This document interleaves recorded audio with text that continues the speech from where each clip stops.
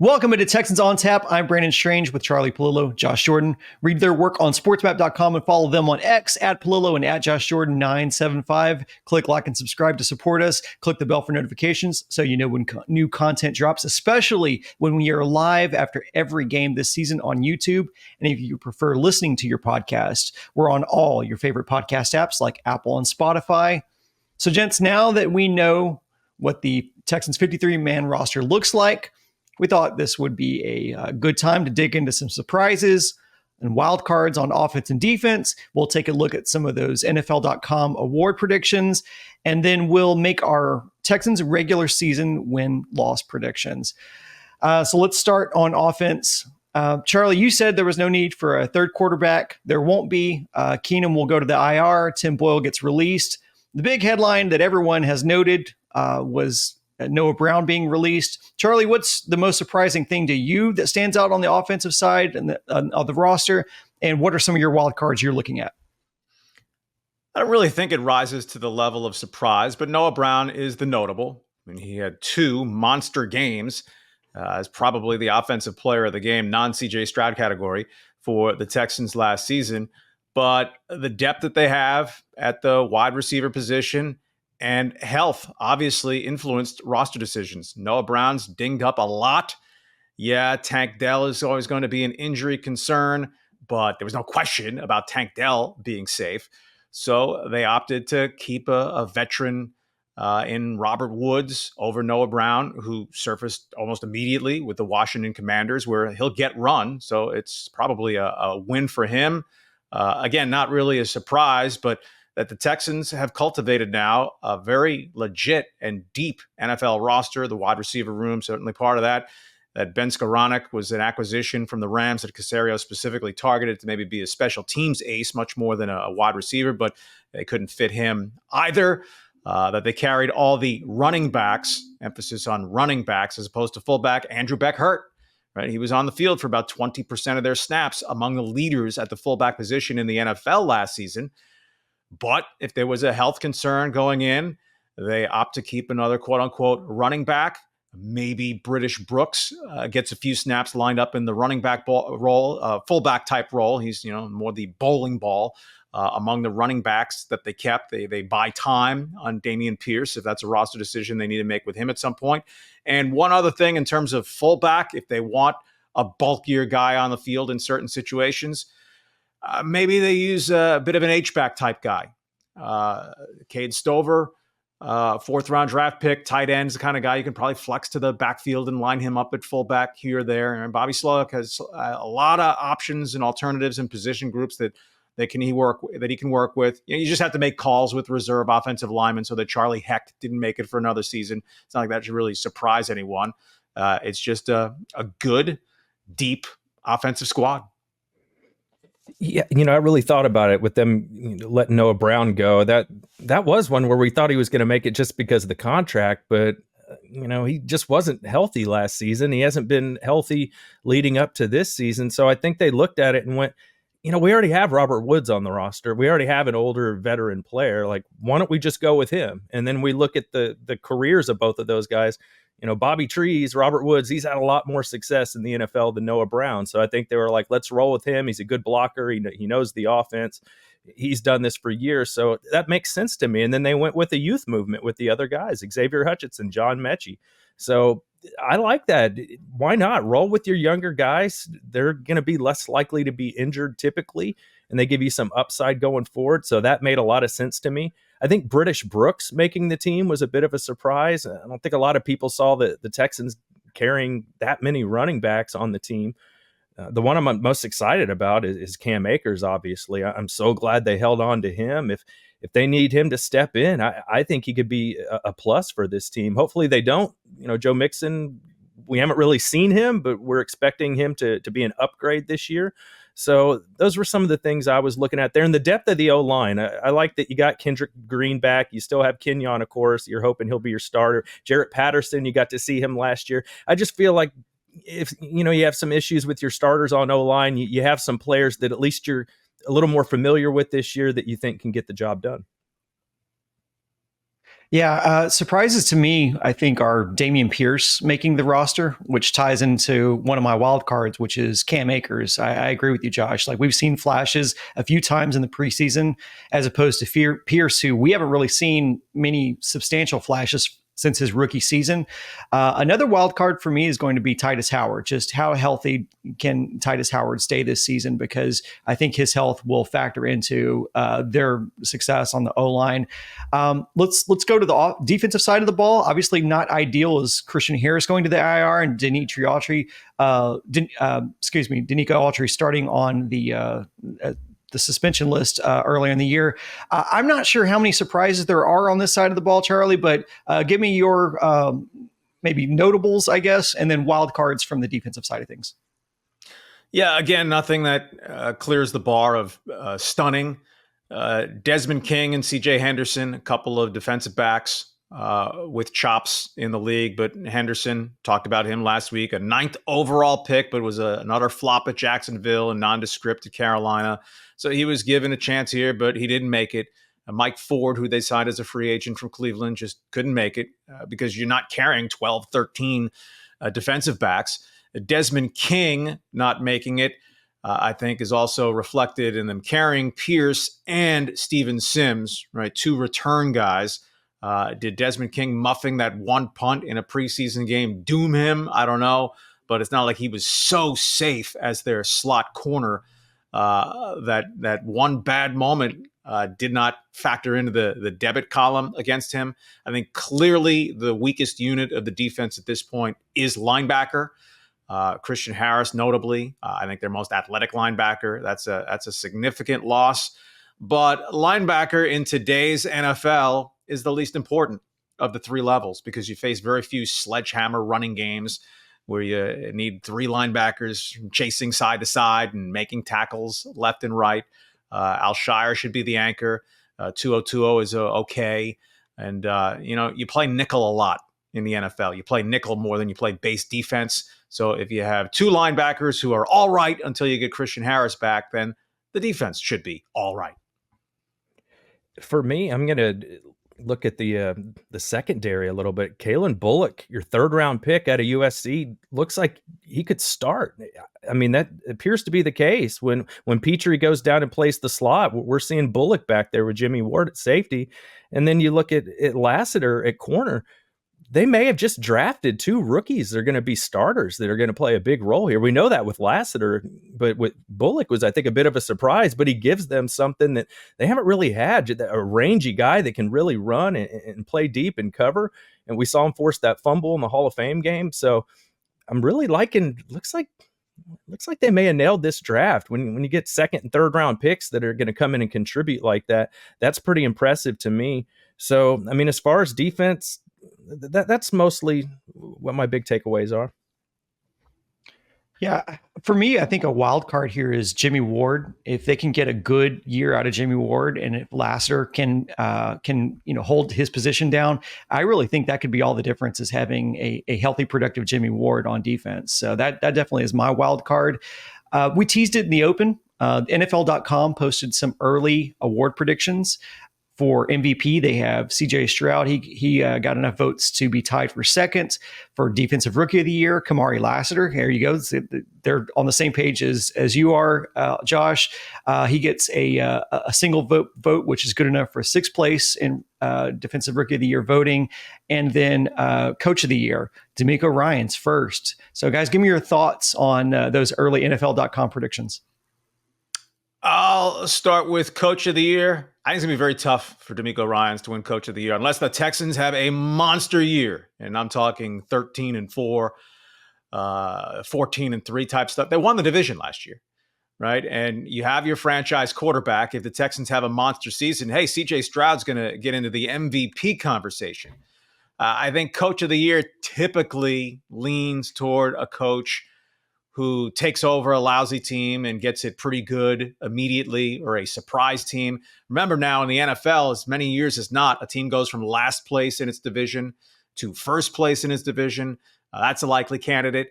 Last season, Kevin Stefanski won because the Browns had a carnival of quarterbacks and were still able to get to the postseason that way. So D'Amico's a rising superstar in the head coaching profession and universally highly regarded.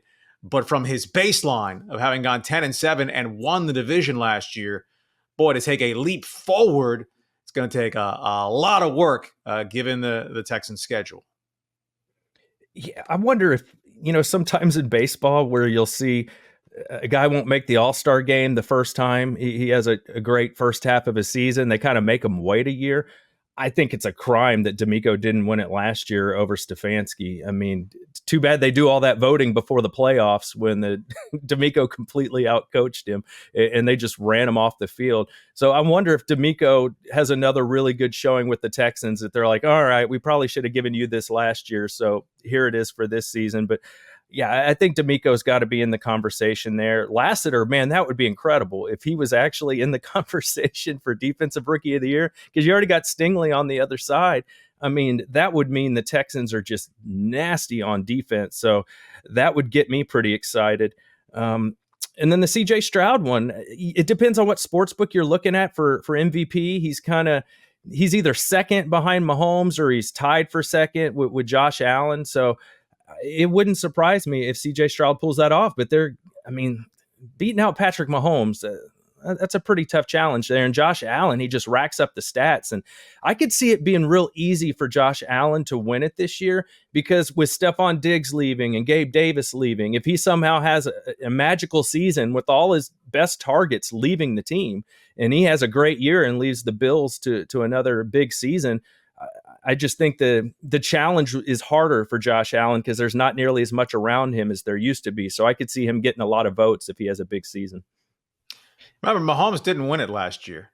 And if the Chiefs have a big season, and again, it's a regular season award, but they're positioned at the end of it to become the first team ever to win 3 consecutive Super Bowls, there might be some voters who say, you know what, we need to honor Mahomes for that. Andy Reid has not won NFL Coach of the Year since 2002. So would relentless, sustained, top-of-the-game excellence factor into the voting? But hey, if you're loading up on Texan stock in these 3 categories, it's not inconceivable that they run the table, but they have to have an absolutely huge season to do so. And just quickly to follow Josh on Lassiter, look, if you're going to start, and it's a silly way to overall judge cornerbacks. Now, if you pick off 9 passes and return 5 for touchdowns like Bland did for the Cowboys last season, okay, that's a total attention grabber, eye opener. But if you're a starter and a good corner on a division winning team, as a second round draft pick, you're in the hunt. And remember, the 2024 draft, no defensive player was taken until the 15th overall pick. Laiatu Latu with the Colts. What kind of season do they have? And if he gets 11 sacks, that's the kind of thing that impresses the voters. I don't want to call it superficial. Sacks matter, interceptions matter, but there's more to that. But Lassiter is going to see action, because it's not like opponents are going to say, we're going to go after Stingley every game. So Lassiter is going to have opportunity to amass those stats that impress voters, along with just his football performance. And Josh, going back to your comments on Josh Allen, it makes me wonder if CJ somehow gets graded on a curve because maybe he has too many weapons, as ridiculous as that sounds. So we'll see how that plays out. So guys, give me your 2024 Texans season win-loss predictions. I'm going to hold where I believe I was when we just fired it off upon the release of the schedule back in the spring. I'm going to say they stick 10-7. And again, win the division. This is, I think, clearly a better football team, the roster, than the 2023 Texans. And you would think the Ryans, Stroud, Slowick axis should improve. But they're playing a first-place schedule. And it's a bear. You know, you look at their road games outside the division, and whoa. And remember, they play 8 home games this season, 9 road games. And one thing, if the Texans are to make the leap, not that you're precluded from making a Super Bowl run as a 10-7 division champion, but if you want to be dominant and maybe be alive come late December for that number 1 seed and get the only bye in the AFC and have the road to the Super Bowl in the AFC come through NRG Stadium, can the Texans become, for the first time really in franchise history, a lockdown dominant home team? Right, they lost 3 home games last season, only once in franchise history. And I get it. It's not a glorious history, but this is their 24th season Only one time have they only lost one home game, and that was under Bill O'Brien in 2016, and then they laid that big fat egg in a home playoff loss to the Colts. But can the Texans go at least 7-1 at home? And then if you can go 5-4 on the road, well, then you're in that 12-5 range where you're near the very top of the conference, and that's good for award pursuits and overall team position. But I'm going to say better team, much tougher schedule. It nets out as a 10-7 team that should be a very dangerous team in January. Yeah, I hate to be boring, but I'm with Charlie on this. 10-7, I think it's, he hit it all. That the schedule is going to be tougher. Maybe if they can get off to a faster start, they started 0-2 last year. Maybe they can get going and win that first Colts game. That can add an extra win to their total at the end of the year. But I do think the offensive line is going to be better. I'm kind of cautious about that. But if that's the case and they are better, maybe Joe Mixon gets going. It sets up the play action. It's not on CJ to drop back a million times and just throw the ball all over the yard. I'm sure, D'Amico's a defensive coach. I'm sure he'd like to see them run the ball a little more, be a little more aggressive. So if they could pull that off and Joe Mixon delivers, I think they could be a really balanced team that you don't want to mess with. I just, the Jaguars, the Colts, it's Anthony Richardson is such a wild card with the Colts. What, he play 4 games and he got hurt in 2 of them last season. But if he does stay healthy, the guy is, it's like in Madden, if you drew up a player that's that big that can run that fast, he has incredible tools. So if he puts it together, watch out. And then Trevor Lawrence, is he going to bounce back?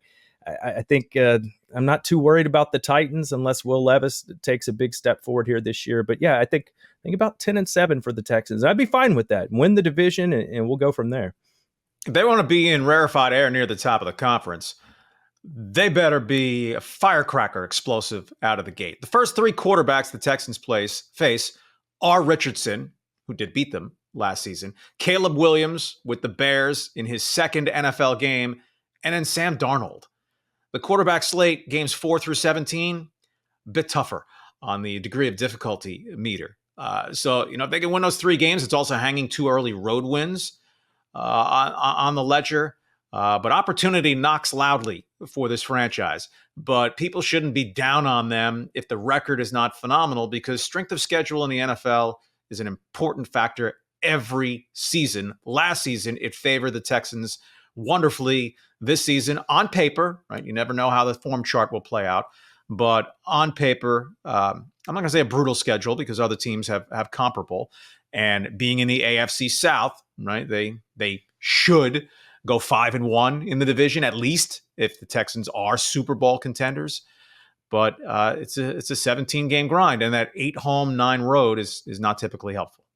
I think too, just quickly, AFC South, these teams have a lot in common. They all went out and either traded or spent a ton of money in free agency, and they all have young quarterbacks. So it's interesting that the Titans, they're like, we're all in. You guys may not think that we're going to be very good, but we're going to go out and we're going to spend a bunch of money. We're going to try and give Will Levis some better weapons. We'll see if DeAndre Hopkins can, recapture what he had years ago. He's been a little banged up this year. So I just think that's interesting. They're all kind of in the same boat. Young quarterbacks had a lot of additions this offseason. So I think expectations in each market will be pretty high for every team. For what it's worth, the Texans are the smallest divisional favorite by the odds among the eight division favorites. I'm going to go with 11-6 here. I think they feast early, and obviously they could struggle, especially on the back end of that schedule. But I think maybe they steal one of those games towards the back end of the year. They've got that.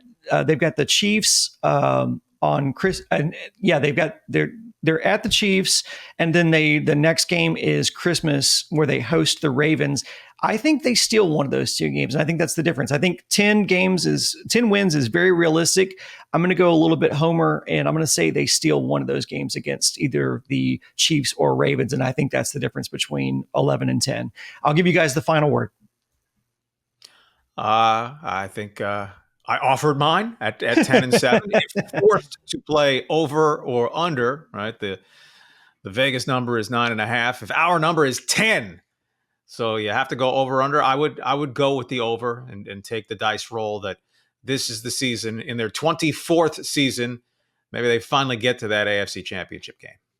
Yeah, I think we didn't mention Case Keenum being put on IR for the year. He's not going to be a part of the team, but I think he can continue to be in the meetings and kind of be a coach that's also a player. And you just go with Davis Mills.